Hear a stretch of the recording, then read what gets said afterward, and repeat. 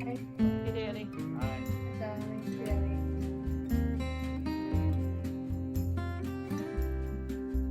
Strelo had accepted. We've got Here we Jennifer. go. Jen's here. Oh, Jen's here. Good. Yeah. Hey, where in the world is Jennifer? Hey everybody, New York City right now. Oh, okay. Yeah. And how is New York? 2, 3, 4. How long are you in New York for? Honestly, not sure right now. Yeah, unfortunately, we lost Todd's mom this week, so Oh, sweetheart, I'm sorry. yeah, so we're scrambling. Thank you. Sorry. I'm sorry for your loss. Thank Oh, you. Neil Stralo's there too. Afternoon, everyone. Hi, Oh, good Neil. afternoon.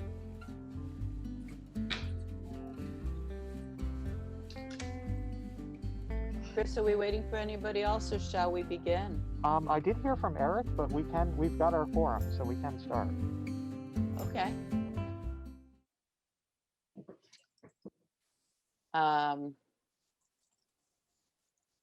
What can I pound? Yeah, There you go. Pound in the old cell phone. Okay, today's meeting of the Public Art and Design Advisory is called to order at 2:02 p.m. on September 10th, 2020. I like that, 2020. An agenda for today's meeting is on the wall at the entrance to council chambers and online at myclearwater.com. For those present in chambers, please remember to turn off your cell phones. To ensure public safety and comply with the governor's safer at home order in response to the COVID-19 virus, the Public Art and Design Advisory Board will be conducting its September 10th, 2020 meeting remotely. Pursuant to the Executive Order number 20-69 issued by the Office of Governor Ron DeSantis on March 20th, 2020, municipalities may conduct meetings of their governing boards without having a quorum of its members present physically or at any specific location, and utilizing communications media technology such as telephonic or video conferencing as provided by section 120.54 parenthesis 5 close parenthesis B close parenthesis 2 Florida statutes. Mr. Hubbard, can you please read the roster of board members appearing remotely for this meeting? Yes, we have Chair Jerry Minall. We also have with us Neil Stralo, Jonathan Barnes, Jennifer Barbaro, and Danny Olda. Thank you for that. You're welcome. The city will be accepting public comment at this meeting from in-person attendees, individuals calling into the meeting, or by staff presentation of pre-written public comments. Citizens wishing to provide comments on agenda items are encouraged to do so in advance through written comment. The city has established the following 3 options to ensure public comment for a virtual meeting. 1, e-comments via Granicus. E-comments is integrated with the published meeting agenda. Individuals may review the agenda item details and indicate their position on the item. Comments received during the meeting will become part of the official record if posted prior to the closing of public comment. Our clerk will read received comments into the record. 2, call-in number. During the meeting, individuals will be able to call in to 727-562-4646 and be placed on air to speak to an individual item. 3, council chambers. Additionally, like any other Public Art and Design Advisory Board meeting, the public may provide public comments during the meeting at the main library, Council Chambers, 100 North Osceola Avenue. Due to COVID-19, all speakers desiring to appear in person will be subject to all applicable emergency measures to prevent the further spread of COVID-19. Speakers who appear in person will be subject to screening for symptoms of COVID-19. Any persons exhibiting symptoms of COVID-19 will not be permitted to enter council chambers, but will be able to participate through the remote options described above. Item 2, approval of minutes. Our first order of business is to review and approve the minutes of the board's July 30th, 2020 special meeting. May I have a motion of approval? I move to approve. Seconded. And so when you make motions and second, would you please state your names? Eric Tyler's motioning to approve. Okay, Jonathan Barnes, second. thank you. Thank you. Do any board members wish to discuss this item? No. Okay, now I will ask the board to vote on this item. Due to board members participating remotely, I will ask for your vote on this item individually by roll call. When I call your name, please tell the board whether you approve or oppose this item. Jonathan Barnes, Approve. thank you. Danny Approve. Olda, Approve. thank you. Jennifer Barbero, Approve. thank you. Neil Strallo, Approve. thank you. Eric Seiler, Approve. thank you. And my vote is I approve. The minutes of the July 30th, 2020 special meetings are now approved. I will now ask if there are any members of the public wishing to speak to items not on today's agenda. We have multiple ways for the public to present comments, so I will need to ask staff at various locations if there's anyone from the public wishing to speak. Is there anyone in council chambers wishing to speak to an item not on today's agenda?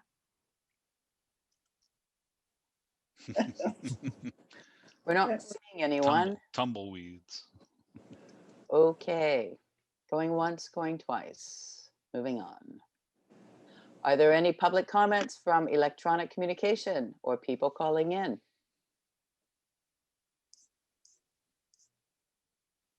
Okay, seeing no one else coming forward, we will move on to the next item. Item 4, new business. Item 4.1, let's review an update on the Imagine Clearwater project. Mr. Hubbard will present this item. Thank you very much. I'm going to go ahead and share my screen. I've got some PowerPoint presentation materials for you today just to go through the agenda.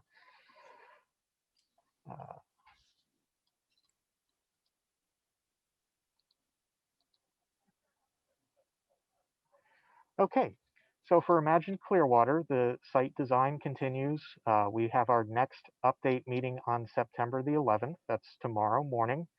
We'll be discussing the placement of the band shell and amphitheater and how that has shifted some of the components of the project. Right now, they're working on a lot of the placement of the harbor master's office and how that'll integrate into the site. That has moved further to the south and opened up a green space in the middle between the harbor master's office and the amphitheater. The main library renovation will begin in October. The library will be closing at the end of September for construction, which will save a significant portion of time and funding for that project.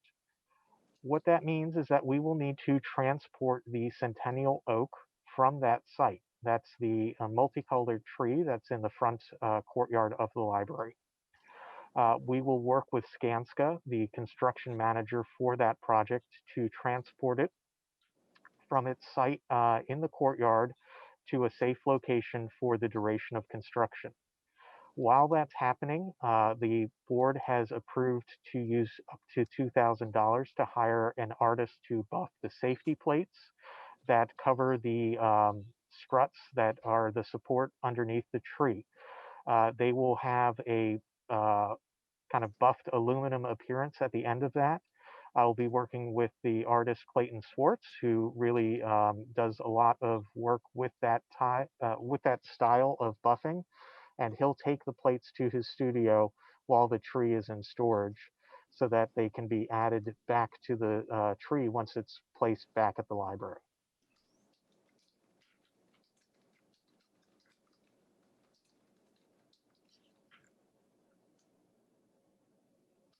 And if there are any other questions for that, that concludes my update on Imagine Clearwater. I will continue to work with the site designers to prioritize public art for this. I know that we have had a change in some of the locations. However, there has been a new opening in a public art area at the main entrance to the Gateway Plaza, which will be front and center and bordering on Osceola Avenue, which will be the main front to the park. As people come in towards their pedestrian and circulation drop off, they would be greeted with a piece of public artwork right at the beginning of that plaza. So that's a new addition. Nice. Do we know how long the tree is going to have to stay in storage? It looks to be about a year until until about 2022. So it will be quite some time, but not long enough for it to be installed in one location and moved back to the original. Does that mean the library will be closed for the entirety? Yes, it will. Okay. The library director is working with the other libraries and shifting staff around to try to accommodate that by having more hours at other facilities, and then also moving some of the features of the main library, looking into moving the preservation of digital files to other library locations so that the public can still access those, as well as some of the makerspace technology features that the main library has.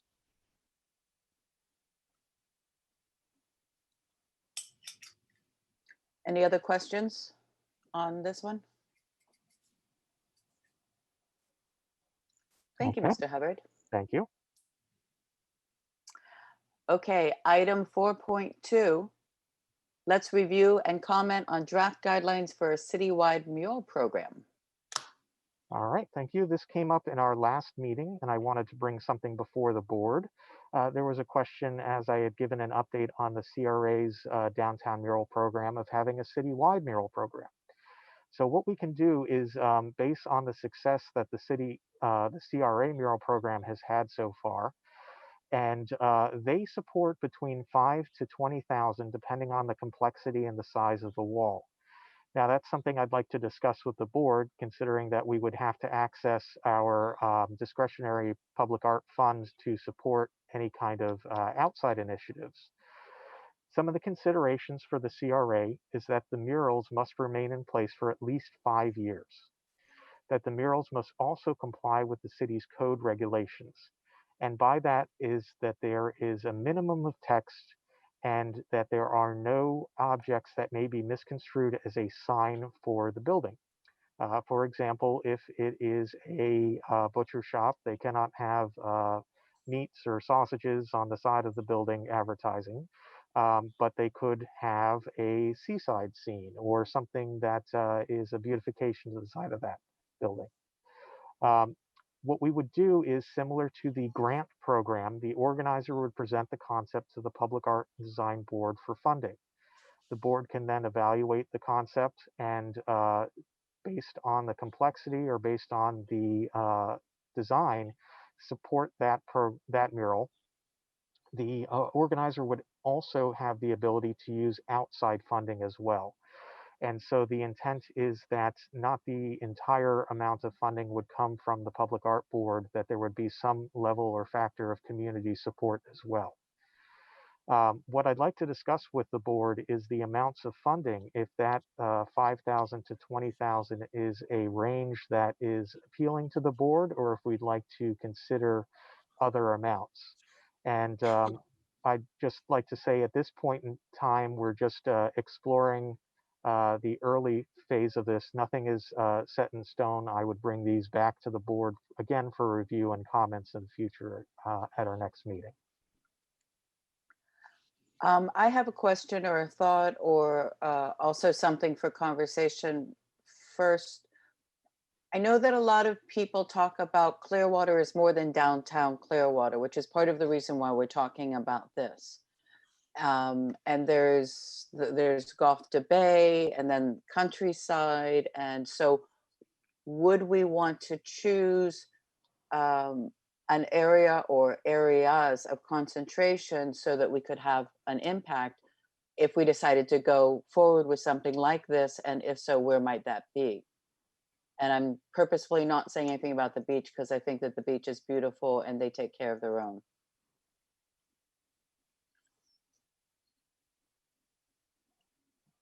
Thoughts?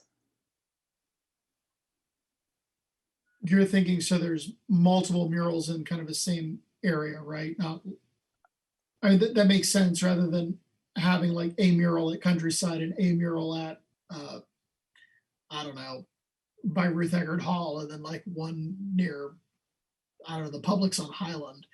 Like I think of the places I drive through in the week.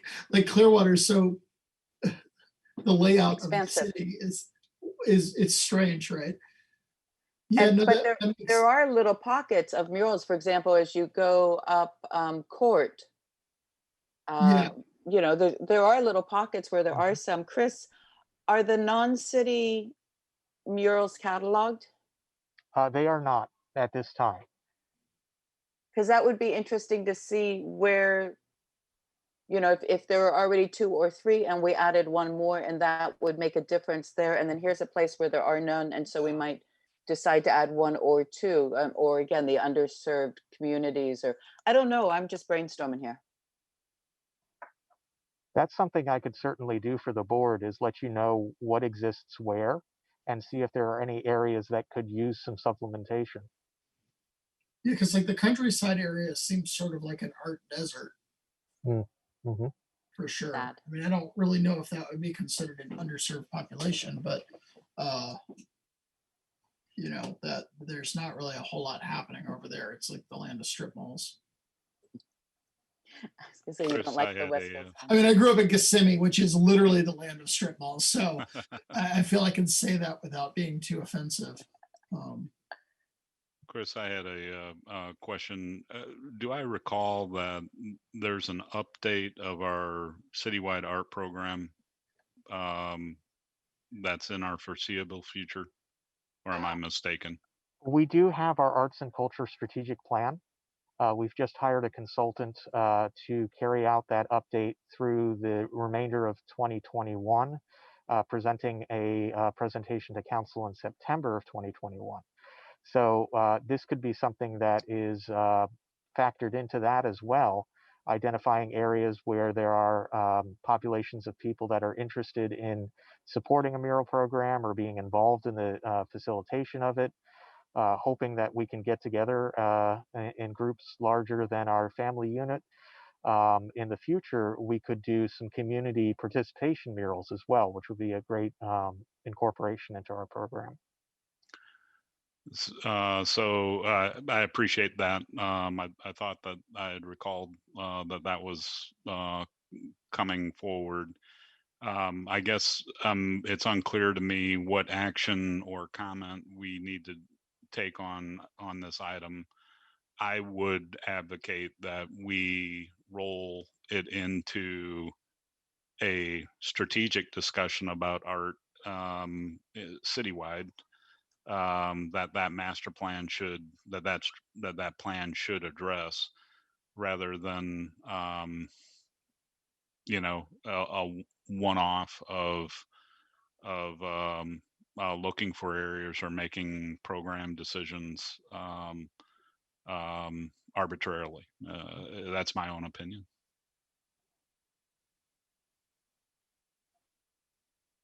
Anybody else have any thoughts or ideas or questions or comments?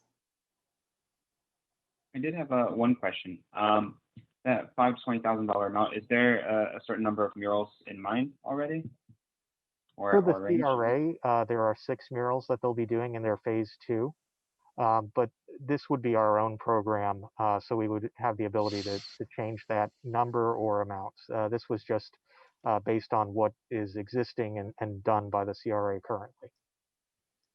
On average, the murals that the CRA is doing, do we know the cost of them?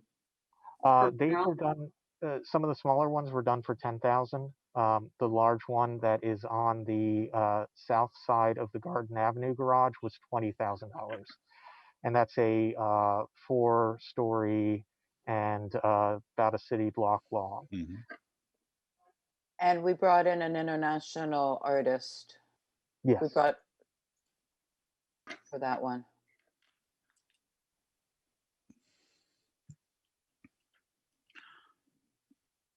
So what type of action are we being asked?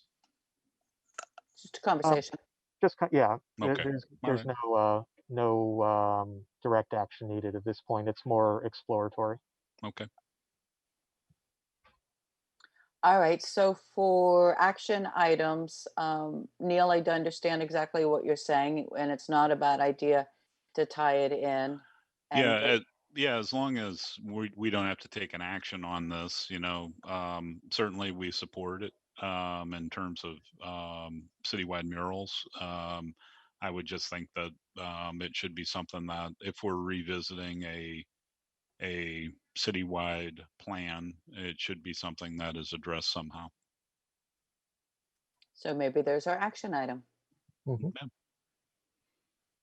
Chris will tell him to consider that. Yep. Yes, I will explore with the consultants of rolling that into our strategic plan. And I'll also take a look at what existing murals are out there and provide an Cool. update to the board there. Thank you. Thanks. Any other thoughts before we move on to our next item? Okay. So item 4.3, review an update on the placement of public art at Crest Lake Park. Okay, well, our call to artists closes on September the 14th. I've received 26 submittals as of today. There have been a lot of questions and interest as well, so I anticipate that that number will jump up quite a bit as we get closer to the deadline. That's usually how it happens anyways, so I imagine we'll certainly clear 30, if not 40 submittals by the time that we get to our deadline. And I will be reaching out to the panel members to schedule our review the week of September 28th to take a look at what we've received and make some selections of our artists for the site-specific proposals that will be presented later in the year. Very exciting. And I'm very pleased. We've been using an internal application method for this one to test out how that goes, and then spreading it out to the usual artist information sources and listing agencies. And it's gone well. I was worried that we wouldn't get as much of a response, but I'm pleasantly surprised that we are getting a lot of attention for it. Good. And lots of local people. We do have locals as well, yeah. Actually, our first applicant was local. Good.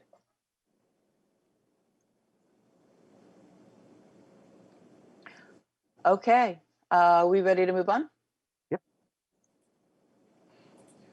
Item 4.4, review an update on the placement of public art at the Clearwater Gas System Utility Complex. Okay, this one closes on September 29th. As a reminder, this is the mural or mosaic that faces the Pinellas Trail. That'll be the west facade of buildings 3, 4, and 8. As of today, we have 34 submittals.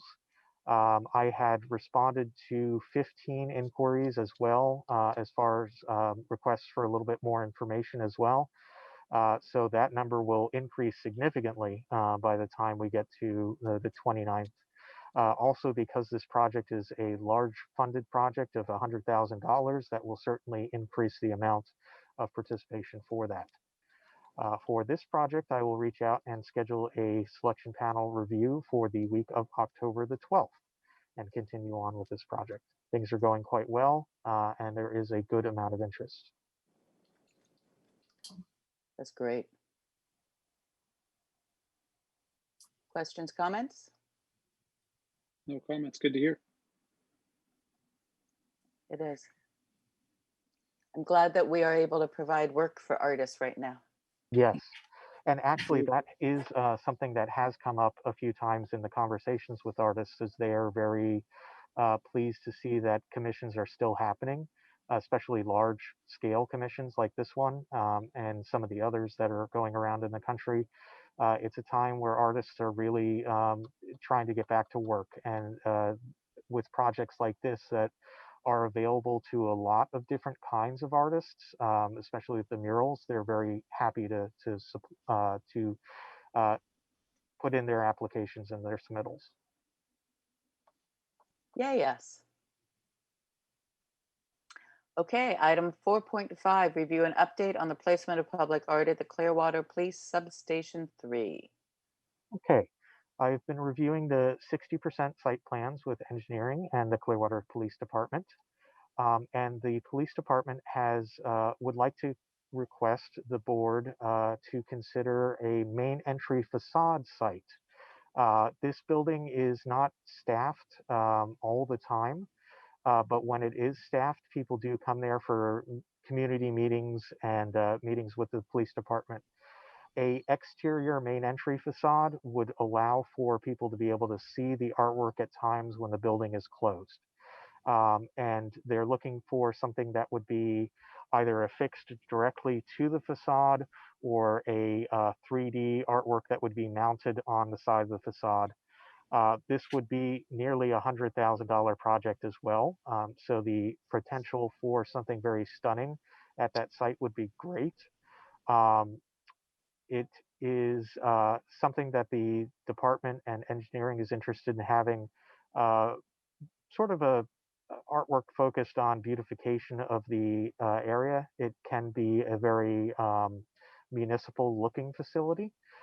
So they're looking for something that will lighten the, I guess, the structure of kind of squat gray boxy buildings and provide some beautification to it as well.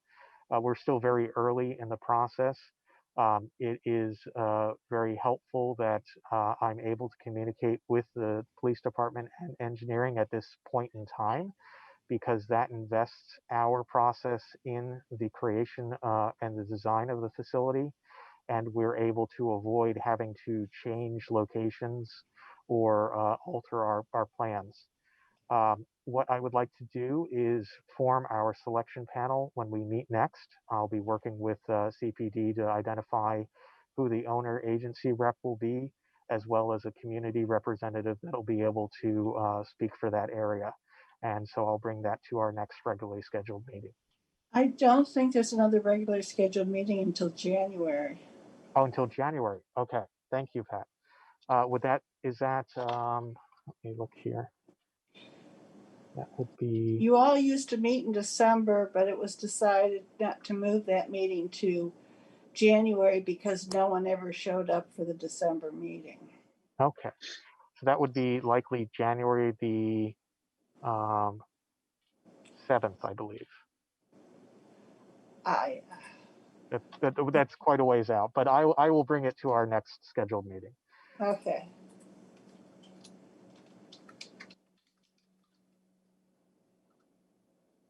Well, that's exciting. Making short municipal looking buildings look attractive. Yes. Yes.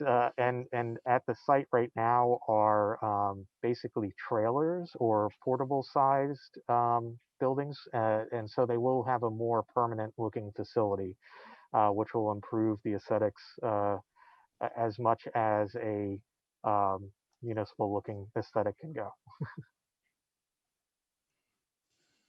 I assume they want to make it more visible, right? Because it's so hidden right now. Yes. It's like a hidden police station. Yeah, it is tucked off of McMullen Booth. If you're not looking for it, you can pass by it really quickly and not even notice that it's there. Yep.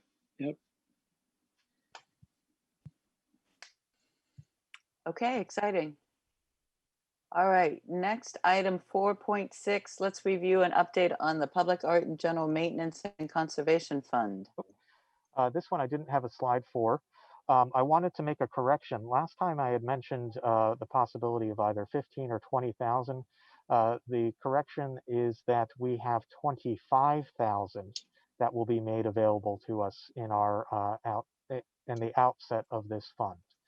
So that'll be a good, healthy amount to start. I'll be able to take some quotes from arts conservators to get a condition report done of our collection in the first year. And that'll allow us to prioritize which artworks that we want to maintain and conserve, as well as those that we need to put money away for a larger effort in the future. That's very exciting. Any questions?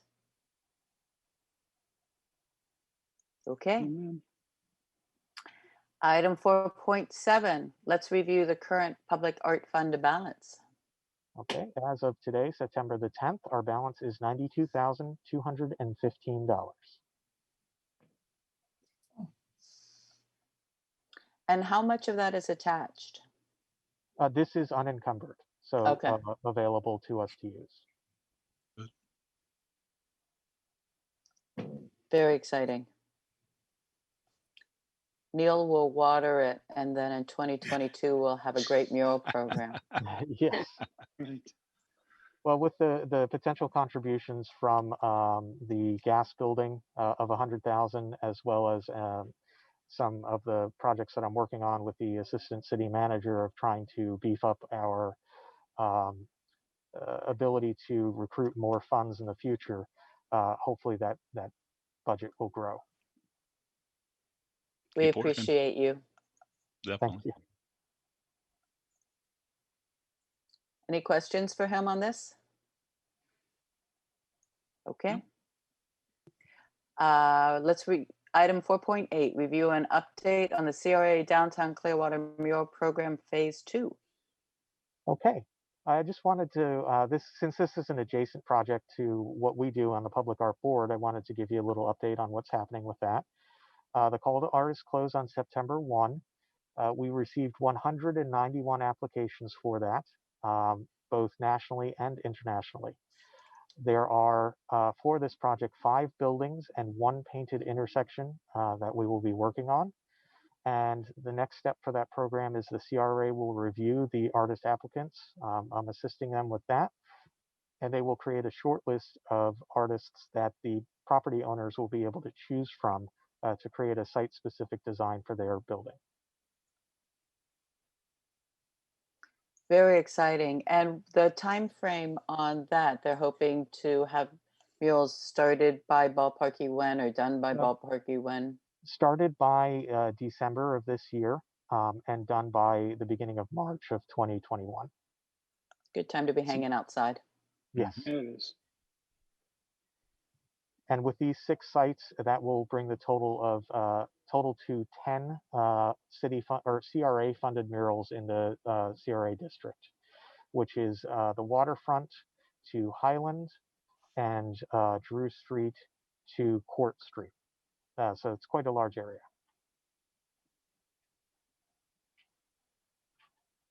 Exciting. Anybody have any questions, thoughts, comments? Okay. 4.9, review and comment on proposed gift of Poseidon, god of the sea sculpture.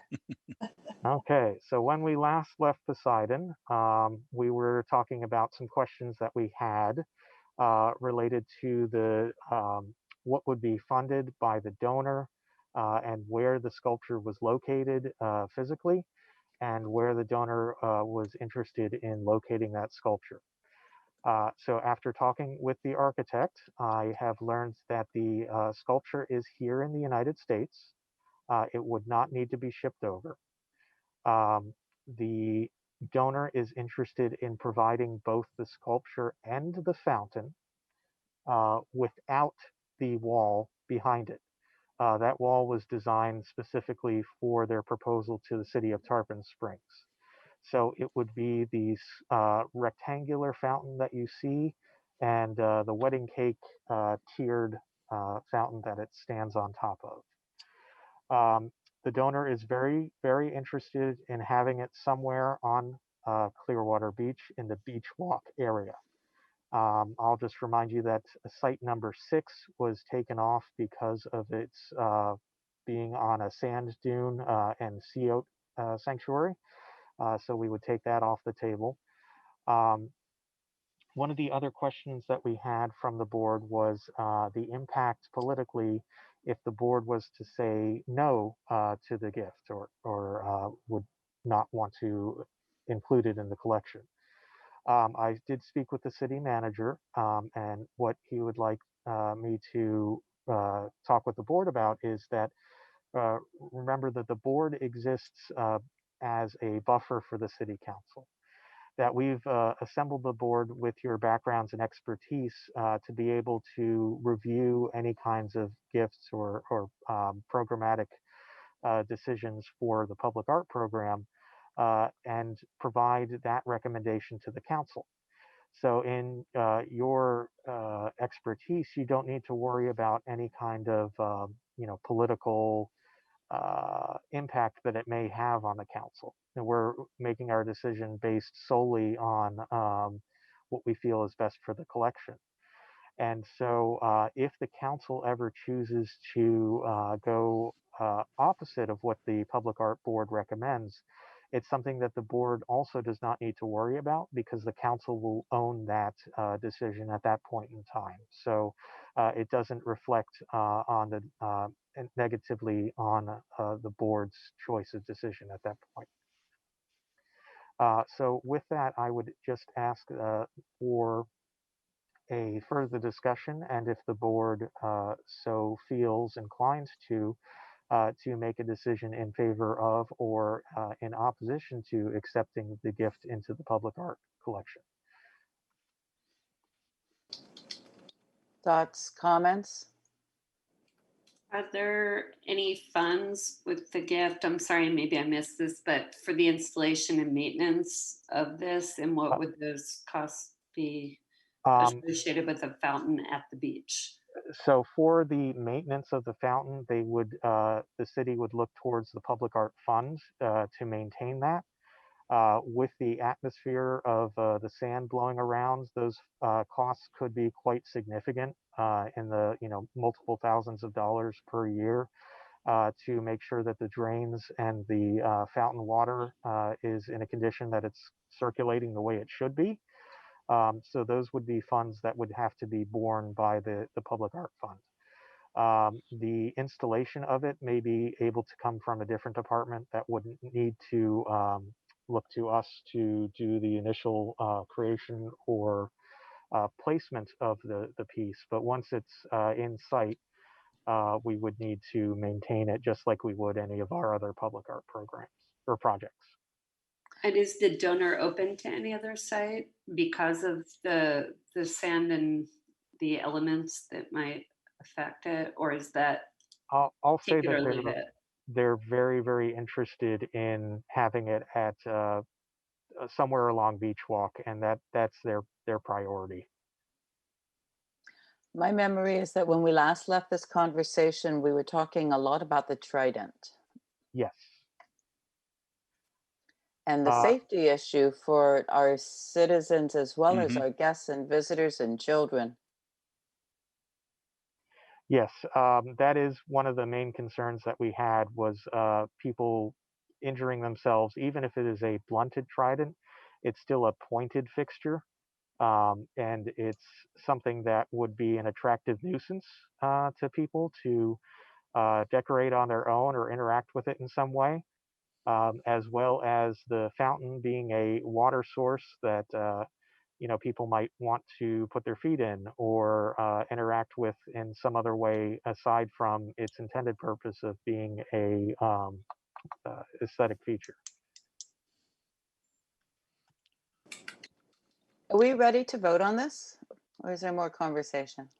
I have a little additional, and I'm sorry, but this is new to me. I missed this, and so I don't know the background. But if you could freshen me, that would be great.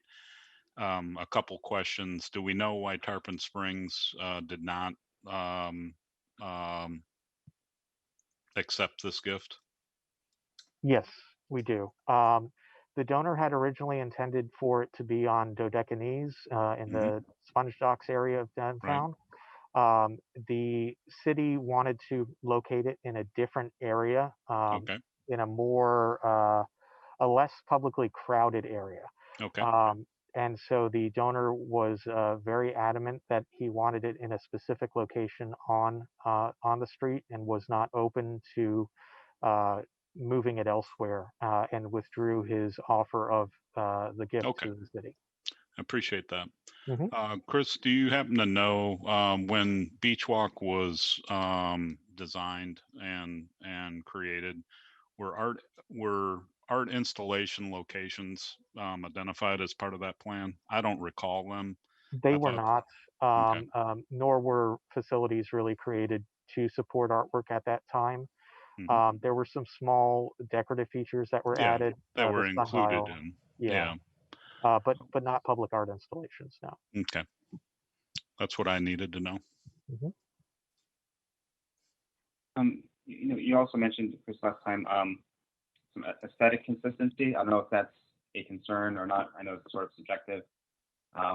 It does feel like it sort of sticks out in the context of the larger collection of public art as far as the city goes. And it kind of feels like in its physical setting as well, of the beach itself. Yes, That's it just is. my own I subjective agree. I Yeah. agree. opinion. It's The quite character, large. Chris, can you tell them how large it is? the piece itself, as you can see here, up to the tip of the We trident. don't see your screen. Oh, you can't see? I No. do. I can. You can? Yeah. Mhm. Yeah, I Oh, can see it. It's just you, Jerry. all right. You You're ju- keep talking. Okay. So in this particular image, to the base of the placement trident is about 13 feet. If the sculpture is sited on top of this fountain, that puts it out to about 18 feet.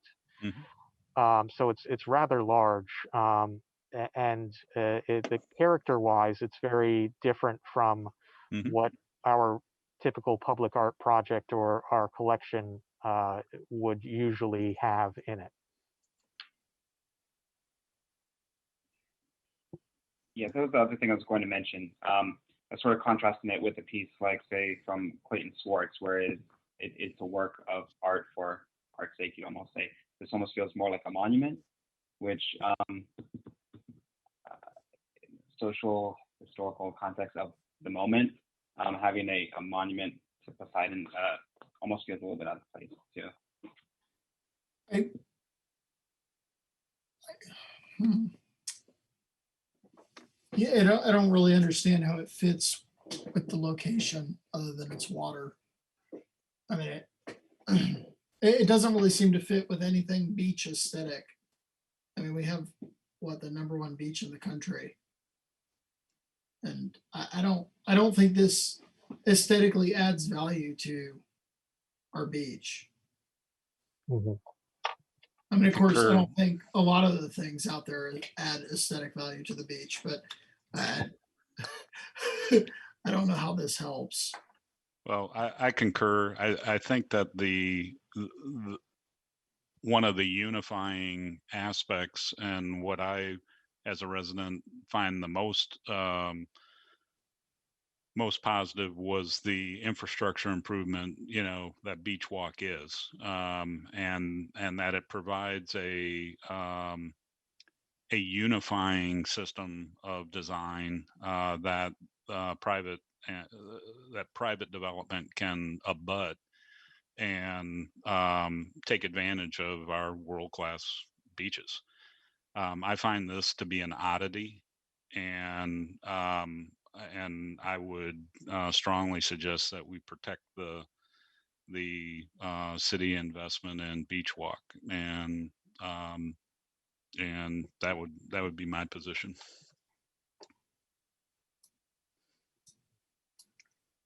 So would we like to vote on this? Is that the right next step? Yes. Okay. Does anybody have questions or comments before we go for a vote? Need a motion. Or was that a motion? No, she can't motion. I can't This motion. is Oh, no, Neil. but This yeah, is Neil. I would motion that we decline the proposed gift,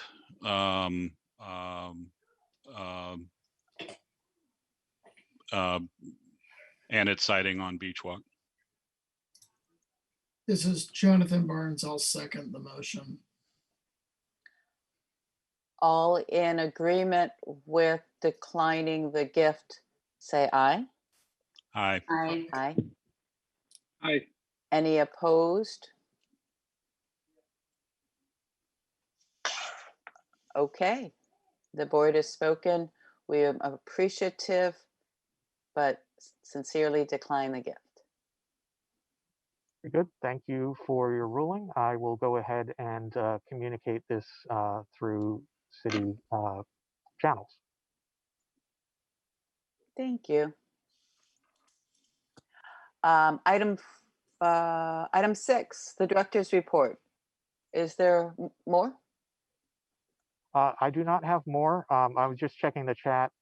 Studio manager says, hey, we have a caller on this, but they did not call back. So thank you, David. If they do call back, please let us know between now and the end of the meeting.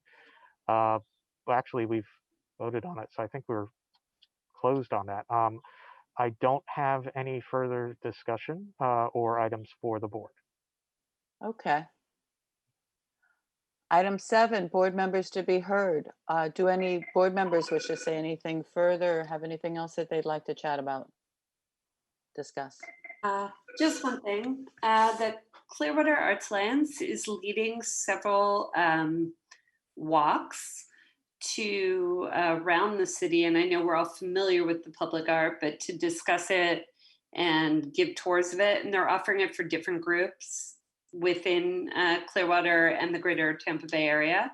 I know they did invite the PADB, and I'm sure with COVID and everything going on, perhaps it wasn't the right time, but just to bring it to the attention that it might be interesting at some point for us to participate and hear what's being said, you know, about all the different pieces and where they are, and maybe get a perspective just on from that perspective.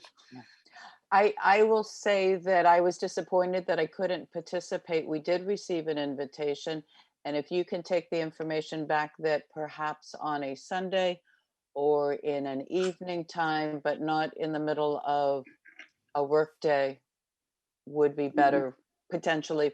I know I can speak for myself. We're busy. It's hard for me to take a couple hours off. Absolutely. I myself, unfortunately, was not able to participate, but just wanted to put it out there in case anyone hadn't received it or wanted to reconsider at a future time. I think it'd be fun if we all went together. What? A board field trip.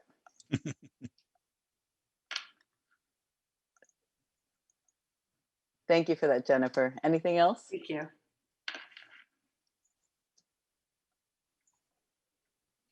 Okay. Well, if nobody else has anything else, then at 2:48 on September 10th, I'm going to adjourn this meeting. Sounds good. Thank you all. Oh, that hurt. Thank you, everyone. Thanks, Thank you, guys. everyone. Need to Stay get a safe. Good hammer. seeing you guys.